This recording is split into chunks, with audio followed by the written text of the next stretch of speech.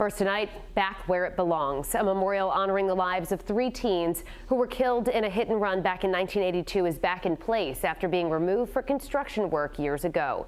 Good evening, I'm Shannon Heggie. I'm Mike Montecalvo. 12 News reporter Alex Torres-Perez was at tonight's rededication ceremony and goes over how the community is still remembering the teens' lives 43 years later. Alex?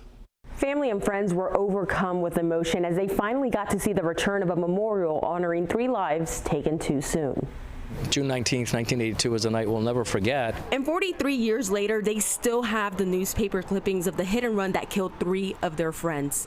The sports car split in half with pieces of metal strewn across Diamond Hill Road in Woonsocket. Yeah, we were all 17 years old, and three other students that we knew just tragically dying like that on graduation week is just incomprehensible. Nancy Godden was lifelong friends with David Adams, who later introduced her to his classmates Deziel and Denise Allard. The 3 were at her graduation party down the road before the tragic crash. It was tough. It was tough on my mom. It was tough on my whole family. Over the years, the intersection of Diamond and Walnut Hill became a trouble spot, even claiming the life of motorcyclist Jonathan Blaine in 2020.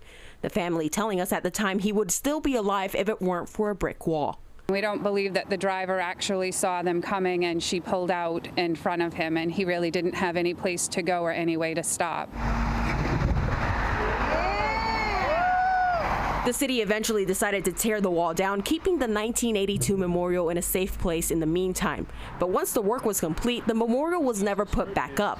We come back here tonight, I think, grateful. Until today. You never forget the people who are close in your heart. You really don't. Loved ones now hope people see the memorial as a sign to always keep your loved ones closer. These poor kids, killed by a drunk driver. I think there's one message there, driving safely, but also I think just that that people aren't forgotten no matter how they pass away, and people have great impacts that we never stop impacting each other.